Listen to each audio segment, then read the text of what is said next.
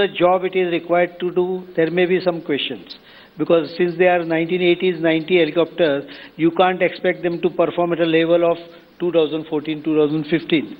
But that it doesn't mean that the helicopter is bad. In fact, there are 93 accidents which has taken place since 1986, last 34 years. 62% of them are due to human error, and only 23% are due to technical error. Okay. The rest are under investigation or not known. But what I'm trying to point out is the helicopter accident rate is not big enough. It's in fact it has come down from 1.5 to 0.41, 0.39 to be precise, 0.39 in the current 5 years per 10,000 flying hours. Okay. There is a problem in the system. The Kargil war, the general was the spokesperson of the army. I covered that war. General Malik is here. He was the chief during the Kargil war. The Bofors guns, the 155 howitzers, they performed outstandingly well, so the army says. We still haven't been able to get new guns in 2015. Where is the problem? Bofors was a big issue. The name Bofors is not known.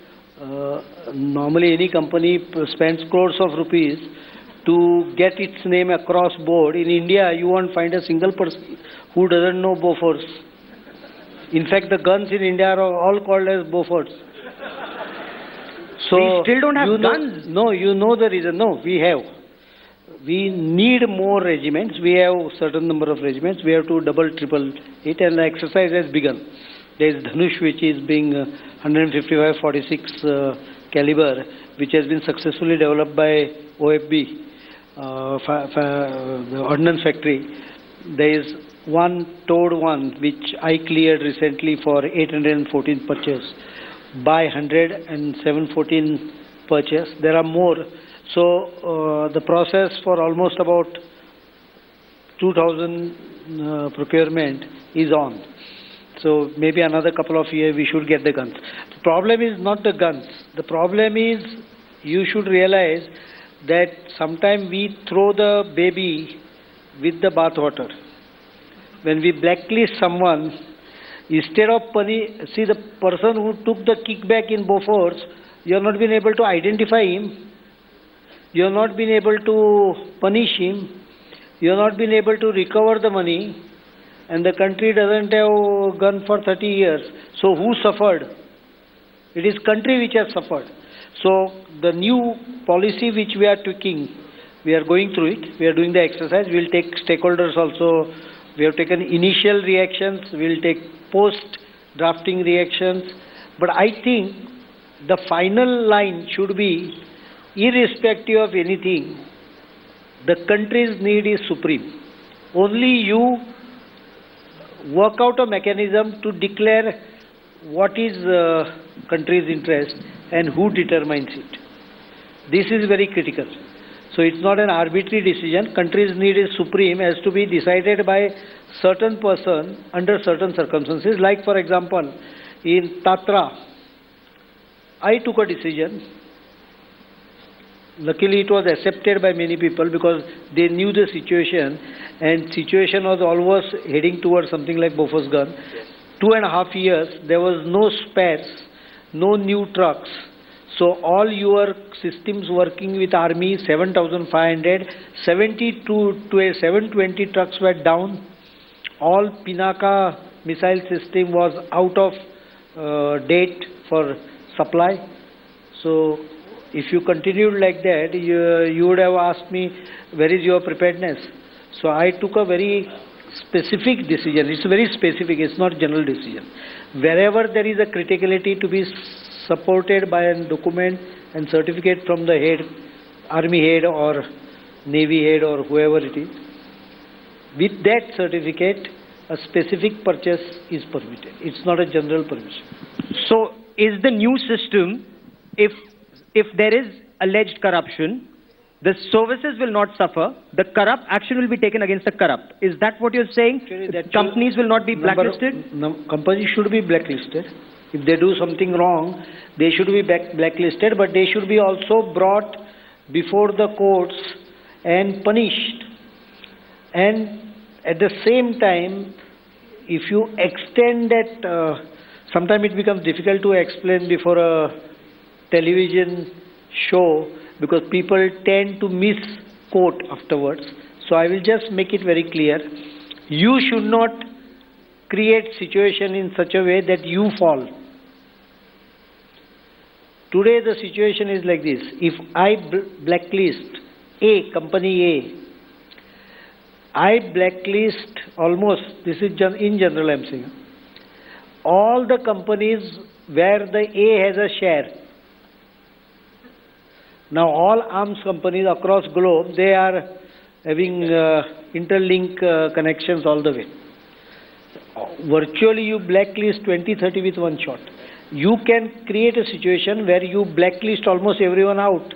So why is a tender required? There's only one left. Which is what happened in your predecessor's time, and which is where defense procurement suffered generally. I'll not point to someone, but in order to keep his image, to keep my image clean, if I don't do justice to my role, that is, I think, which will harm the defense force. So, A.K. Antony's tenure harmed defense forces? I'm very clear. If I do something, I can bet on a very above-the-board decision. But decision making sometimes results into, there are two options. Obviously, one, you have to choose one. And I don't hesitate in taking decision. If I feel something is right, I will take the decision. I don't hesitate at all, whatever may be the consequence or whichever way someone feels. Because there are both, see, all these procedures and all these actions earlier has resulted into every company which is supplying some arm to India complaining against some other company and sending pseudonymous or documents to me. And in some cases I found that they send envelopes with what is inside is printed in a summary on the top. और उसमें character assassinations, possibly some of it may have some meaning, but in general, if you try to attack someone, you can make out which lobby is active. Okay? Tell me this, Make in India is something big that Prime Minister Narendra Modi talks about. How do you take it beyond being a slogan? Because sometimes when we speak to these arms companies, they say 49% is not good enough. They're saying 26% and 49% is not worth either our time or our money, investing that kind of money and not getting the results. Should it be increased to 51? Make it India. Actually, it is 49% automatic. It can be up to 100% on specific case. So if anyone has a real technology and India does not have a technology, for example, if any air company without any obligation from our side wants to set up a manufacturing unit of fighter planes in India, I have no objection to it. If he wants 100% also, I will permit. I'm not saying I will, in sense that I will recommend it, because the permission has to come from the particular authority. So you're open to 100% FDI in defense, it is critical technologies? Critical technologies, it can be 100% with case-to-case basis approval. That is the decision. I'll not go into it. Whether it is 49%, whether it is 100%, let me assure you one thing. Make in India is not directly linked with this. It has a linkage. Make in India process is the most important aspect for defense. In fact, for Make in India, defense is the most important. The rest has no much control, so they are already there, Make in India. Your policies will determine whether they function or sometimes they close down, like Nokia did.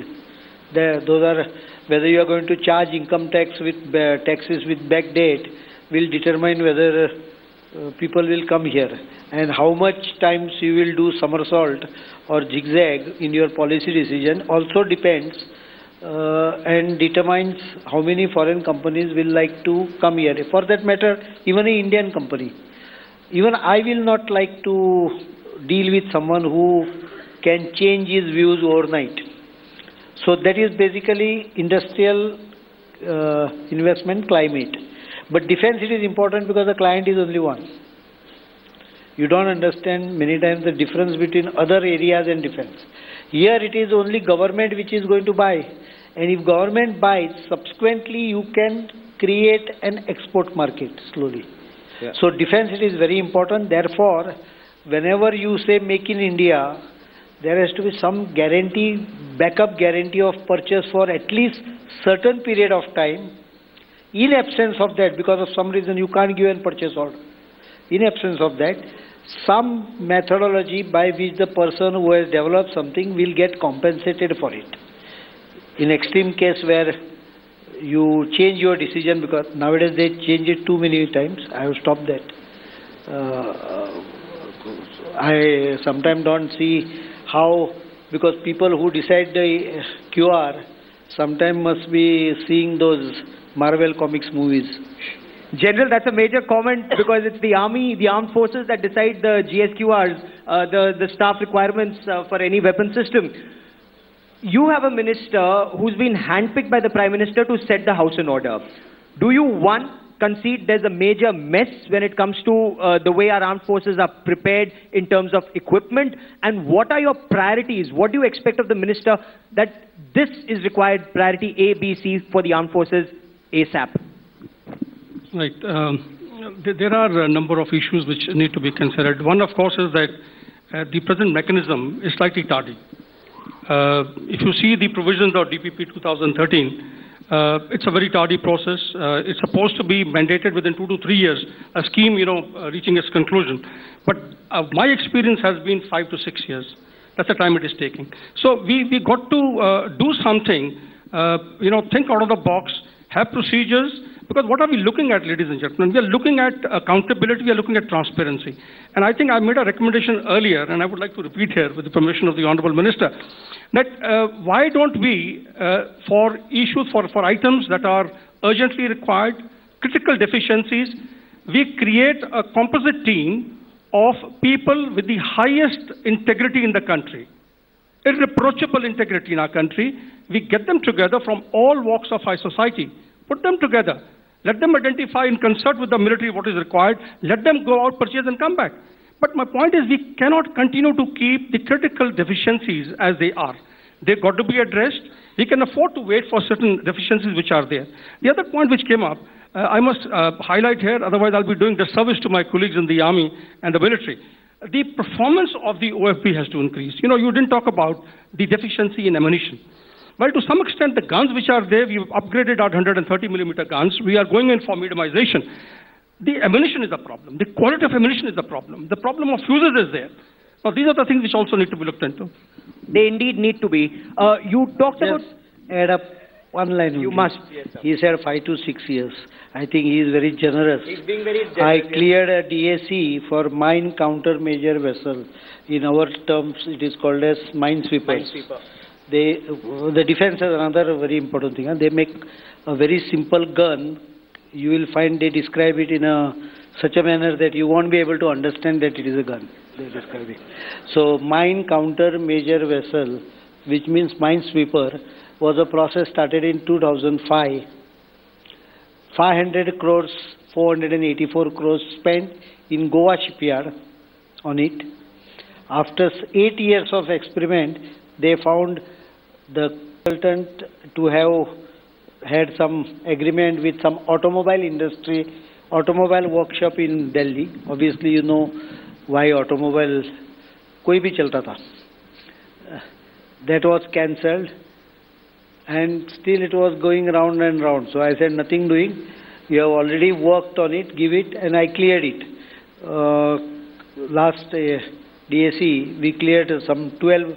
Meantime, half the fleet has gone out of service. If this was not decided now, because supply will be 2020. Just pointing out, 5 to 6 years, he was very generous. In some cases, it is 10 years. You're talking about Make in India. You're also talking about reforms in the system. The armed forces, Mr. Minister, are very keen on integration, not just in name, but actual integration of service headquarters with Ministry of Defense. 2 questions here. Does the country need a Chief of Defense Staff? And 2, can a Major General, for example, be appointed as Joint Secretary in the Ministry of Defense? I'll not link it with rank, because I am not aware of what rank is equivalent to what. But I think integration has to begin, and Chief of Army Staff is a must. Chief of Defence Staff. Chief of Defence Staff is a must. How do you work it out? Give me some time, I'll work it out. Because the three forces integration does not exist in the current system.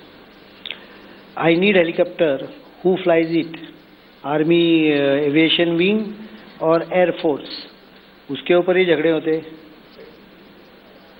Army के helicopter unit रहेंगे, वो दिन रात उधर ये करेंगे. Air force का अलग प्रोटोकॉल रहेगा. वो मैच नहीं होगा, आपको मालूम है, वो मैच नहीं होगा. So I am not criticising, but force integration and requirements integration as well as overlapping, that will save us money, because overlap will be the number of items will be reduced and better utilization can be ensured. Can you give us a time frame? कब तक आप CDS लेकर आएंगे? Because 2001 से been hanging chief fire. Minister होने के बाद एक सिखाओ टाइम फ्रेम कभी भी मत दे दो. अगर दे दिया तो नेक्स्ट मीटिंग में मैं आप पूछूंगा, यू विल आस्क मी, अरे क्या हो गया. There are, because from my time frame it can be yesterday, but in government of India there are procedures and higher authorities. This cannot be done by Raksha Mantri himself. It is a cabinet committee on security which will have to take the decision. So when the authority is not with me, I don't give you time frame. But will you recommend it immediately or soon? It has to be recommended with the very clear aspects it will deal with and how to do it. But more or less in next 2-3 months from my side, my note or the recommendation or the briefing will go to the right place. General, what do you make of the minister's commitment? Next 2 to 3 months, he will recommend a Chief of Defence Staff. Recommend. Make a note. No, I'm not saying I'm recommending Chief of Defence Staff. The appointment. You are putting words in my mouth. I said I am recommending a mechanism for creation of a post of Chief of Defence Staff. Who will be the defence staff, how he is appointed will be part of that briefing. But I believe that 1, 2, 3 service chiefs are there. Today there is a chairman. Chief of Staff Committee. He is virtually a figurehead. So make him more effective, whatever name you call him. He should be able to have discussion with all three and work out strategic requirement and strategic needs and some powers. With your permission, let me just flag one very important issue. Ladies and gentlemen, willy-nilly, there is a system that has evolved over the years where, given the tenures that are there of the naval and the air chief, by and large, they have extended tenure as the chairman chief of staff committee. And mind you, I just had about 6 months. Now, how do you expect the army to further the agenda in the right perspective of war fighting? And I'm not by any means saying that we are the prima donna sort of player on the battlefield. No, it's going to be a joint effort. The Army, Navy, Air Force is going to be operating together. But the understanding of the sentiments of the Army, which actually is going to provide conditions which are going to enable the realization of political end state at the end of the war, should not be lost sight of. So the only point I give is that we must be sensitive to the sensitivities of the Army. Like, for example, what the Honorable Minister said. You make one person stronger, what about the enduring tenure? Unless there is an enduring tenure of the chairman's chief of staff, he will not be able to deliver. He should be one-point advisory person to the Prime Minister, to the Raksha Mantri, to the government. He's supposed to be exercising administrative control over the Strategic Forces Command. Today, our Andaman and Nicobar Command is suffering. Why is it suffering? Because of lack of a permanent chairman chief of staff. An Air Force guy comes, an Army guy comes, it's getting to the background. I think we need to create a permanent, which is apart from the three services, a person who can put together all the aspirations of the three services and create jointness. But if we are going to empower one of them, I think we are working back. Only we are trying to empower a person today who's there. And it's already skewed in terms of the tenures that are there of various chiefs. I agree. What he is pointing out is a issue. That's why I did not want to commit to you exactly, because I am interacting with many of them, defense, the current senior army people, retired ones, and the defense. All three I am interacting. That's why I was not very committal in schedule. I think what he is pointing out as a meaning, it has to have some tenure, time period, and that is true for almost any important post. You can't have it for 6 months, 8 months without any power. Integration of the force with the defense ministry also has to be done, but mind you, doing it overnight will not serve a purpose. It has to be in a stage and at appropriate, like you can start with ex-servicemen welfare area, giving more role to the defense personnel. You can start in some other areas. So definitely it has to be integrating. They refer to Ministry of Defense and various headquarters of services refers to each other as they, we. I think we are all we. It has to be one we. That integration is so desperately required in terms of reforms. I want to, for a moment, Minister, move to China. Now, George Fernandes referred to China as India's enemy number one. Does that perception stay now that you are Defense Minister? I'll tell you my own experience about a neighbor. Where I stayed originally, the neighbor were very noisy, a small family, and there was a lot of dispute in the neighborhood. One of them probably was always remained high on alcohol at night and fought. And I was in IIT, so my mother had a very strained relation with the neighbor because they used to create a nuisance at night time. When I came, I thought of the problem and then realized that we can't become non-neighbors overnight unless we shift or they shift. The best solution was I had a talk with him and worked out a solution somehow, which I realized resulted into much reduction of tensions. I gave him some solution. I talked to his supplier. I told supplier that you don't allow him to leave the taven, as we call in Goa, immediately after he consumes. Thoda der udhar bitha do. So all kinds of mechanisms were done to ease the situation. I think the best way to deal with any neighbor is work out better relations. But that does not give a right to Raksha Mantri to be not non-prepared or unprepared or underprepared. So these two things are isolated. I will love to have China as a very good friend, love to have even Pakistan as a very good friend. And don't make it as a matter of today's discussion. Don't take it out of context. What I am trying to say is you should have a good relationship with your neighbors. That's the best way one can. But hardly anyone has. Ask them. The ऊपर वाला खड़ करते रहता है, सो नीचे वाले को नींद नहीं आती. बाजू वाला क्या करते रहता है मालूम नहीं, क्या पकाता है भी मालूम नहीं. उसका बास आता है वो you can't manage that. So all this kind of. वैसे जो बाजू वाले का बास आता है उसको कैसे पाकिस्तान से डील करेंगे? नहीं, I am trying to tell you, everyone has at least one neighbor with whom he is having a tussle.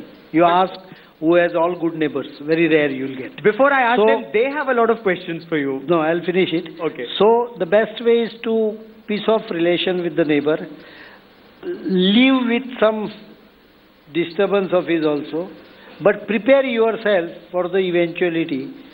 In that case, he also becomes a good neighbor. Okay. As far as China is concerned, I have not completed. The day I became chief minister, वो छोटा लफड़ा बाजू में था, उसको local pi जाके उसको बोला तुम रात को 10 बजे के बाद में गाली खरोच दे दिया, बड़ा आवाज किया तो तुमको मैं जेल में डाल दूंगा. I didn't know this. He suddenly मैं चीफ मिनिस्टर बनने के बाद, because I used to stay at my place only, उसका रात को बम बंद हो गया. So if you have a don't put me on that VIP culture, but if you have enough strength, the neighbor even if he can't be totally controlled, gets under control automatically. So we have to develop the control strength. Are we developing that strength when it comes to China, especially infrastructure development, both in the northeast and in eastern Ladakh, sir? I have to develop it. There is no choice to it. You are asking me a question which is without a choice. General has a comment how there. do you save money on it? With minimum money is a concept you can develop, but you have to do it. You see, on the infrastructure, ladies and gentlemen, the problem that is there along the northern borders, firstly is the treacherous terrain, very difficult terrain. Number two is, I would say, the in-house problem of the DRDO, or I beg your pardon, or DGBR, and the BRO.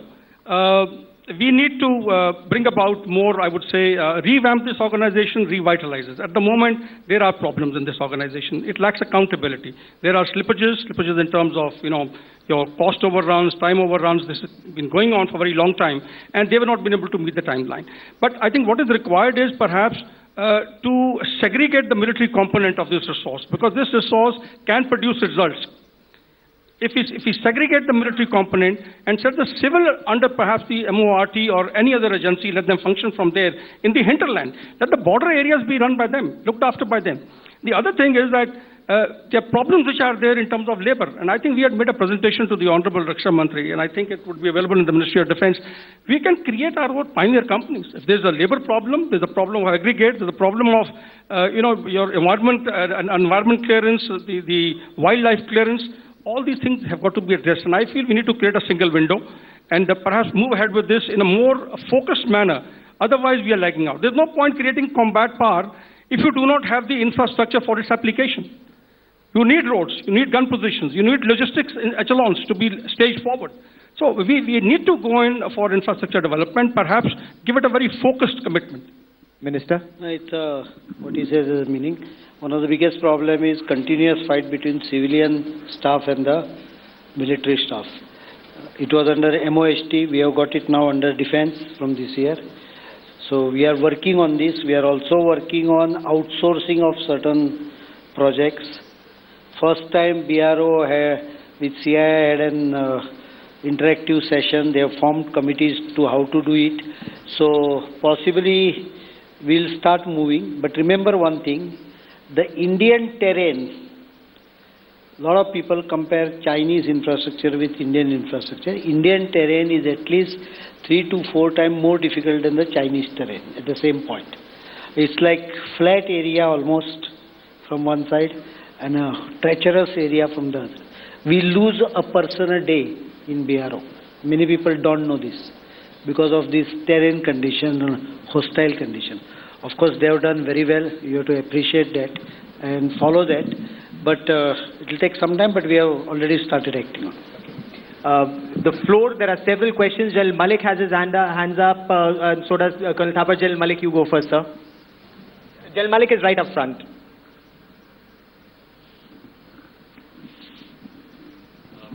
Mr. Parrikar, I'm going to ask 3 very quick questions. But before that, let me also compliment you and your government on the push that you are giving to the defense industry. And second, to the memorial, which has been pending for many decades now. And third, to the OROP, one rank, one pension, which we hope that will come through in the next few days, if not months. But my questions are, first, of the budget, sir. Our defense planning 5-year plans are non-functional at all. I think almost all ex-chiefs would tell you that. We are dependent on the annual budget. And in this annual budget which has come out, I find there is absolutely no scope for you to start any new schemes of equipping the armed forces. Whatever capital budget has been allocated this time will probably go into your committed liabilities, and it is not going to leave you anything to start to buy something new.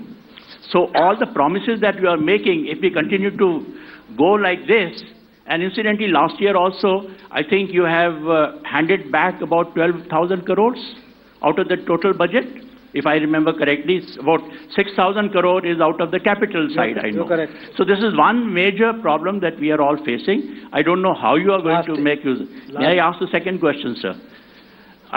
Quick questions I'm going to do. Second is, we're talking just now about a new core has been raised for our northern front. It is in fact, it is already being raised. But you do not have equipment, you do not have ammunition, and you do not have the infrastructure where they are supposed to be deployed. And both these things are going to take 10, 15 years. What I find is today you are taking equipment and weapons from the War Bases Reserve or from the regular units, which I think is the most dangerous thing to do, because this is what happened before Kargil War. So how are you going to do that? We have the manpower, but we do not have the equipment or enabling them to fight. I find that the quantity of manpower is taking precedence over the quality of the defense forces as a force. And the third, very quick one, is on the High Defense Control Organization. I'm glad the statement that you are made, but one would like to see that the military senior officers are in the loop of policy making. And if you go by the present business rules, which states that the defense secretary is responsible for the defense of the country and the chiefs have no role to play. Unless you correct that, you will not be able to have civil-military relations, which is a big issue which has been going on for so many years. Thank you, sir. Thanks. Sir? Point number one, OROP is moving. It has gone to Defense Finance. It's only department which has to undergo two financial scrutinies. One is internal Ministry of Defense Finance and Ministry of Finance. So it's at this moment with Ministry of Defense Finance. And I hope that in a week's time it should go to the Finance Ministry. So let's hope it gets cleared fast there. I will do my best to clear it. From my side, acceptance of a undisputed logic of calculation has been well established, which was a problem for last 1 year or maybe earlier time also. Now the concept is accepted, figure will have to be verified, logics will have to be verified, how to make it. One of the reason I think OROP was in confusion, because a lot of people does not know, and this surprised me. I did not know myself, but it was quite justifiable for me because I am from Goa, where there is no background of defense. But I found that even in North India, many people don't know that army jawans start retiring from 35. 17 years of service. So everyone asked me this question, कल BSF का क्या करेंगे? हम बोला उनको भी retire अगर 35 से होता है तो वही लगाएंगे principal. So what I am trying to point out that it is military is a different entity was not realized. So that is moving. Second, 12,000 crores, of course we lost first 3-4 months because of elections and the new government. So everything was initiated after June.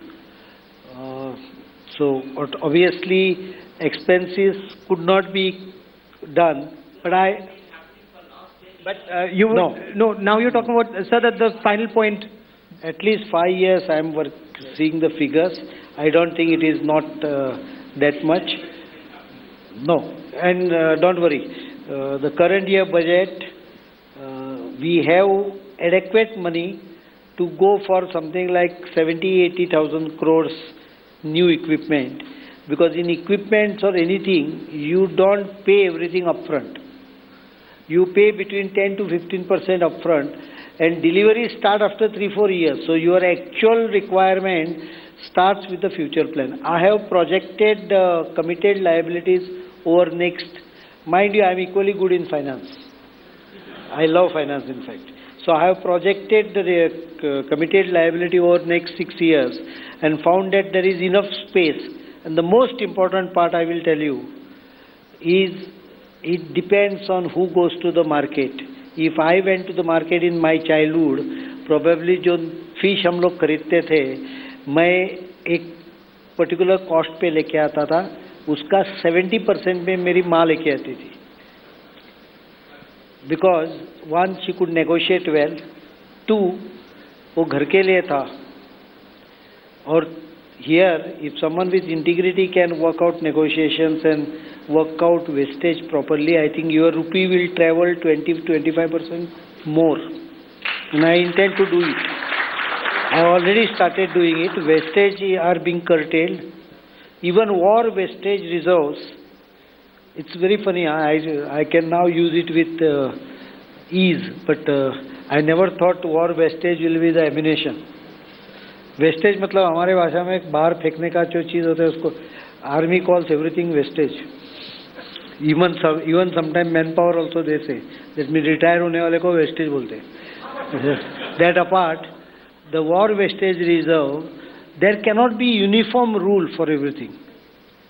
The criteria, cut-off criteria has to be based, and you will agree with me, cut-off criteria will have to be based on cost of the product, its shell life, whether it is manufactured in India or whether it is ex-import.